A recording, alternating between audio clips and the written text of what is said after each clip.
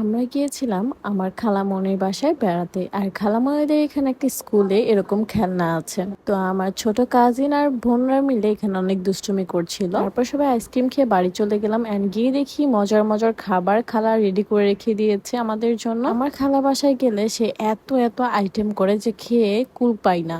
আর সব থেকে বড় কথা, আমার খালার হাতের রান্না অনেক অনেক বেশি মজা। বিশেষ করে খালার হাতের ভর্তাটা অনেক বেশি পছন্দের আমাদের সবার। খালা এত ফাস্ট কিভাবে এত আয়োজন করে আমি আসলে ভাবেই খুঁজে পাই না যে কি করে এত কিছু সে করতে পারে। তারপর তো মজার মজার খাবার দেখে আমার লুটে পুটে সব খেয়ে নিলাম সবাই মিলে ঝিলে।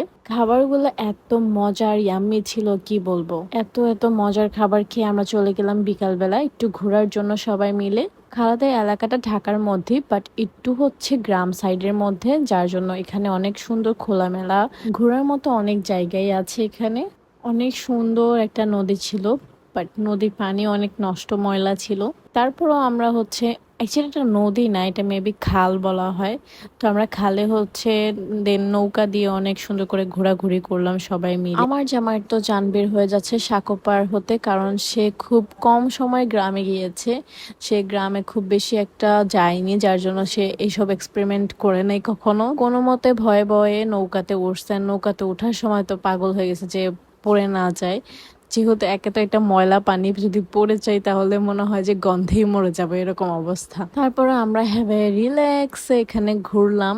বাট ময়লা পানি হলে কি হয়েছে, এখানে না মানে অন্যরকম একটা আনন্দ কাজ করছিল। সবাই একসাথে নৌকায় ঘুরছিলাম বিকালে, অনেক ভালো বাতাস আসছিল, অনেক বেশি মজাও করেছি আমরা। অ্যান্ড ভিউটা অনেক বেশি সুন্দর ছিল এখানের। এন্ড আমার জামাই বউ মিলে হচ্ছে এখানে ছবি তুলছে, আমার বোন হচ্ছে আমাদের ভিডিও করছে। এটা কোনো কথা? আর দেখেন এখানে অনেক সুন্দর সুন্দর ভিউ, কত। এন্ড ঘোরাঘুরি করার পর আমরা চলে গেলাম। যাওয়ার পরে আমার কাজিনের বার্থডে সেলিব্রেশন করলাম। সেলিব্রেশন করার পরে বাসায় চলে আসছি।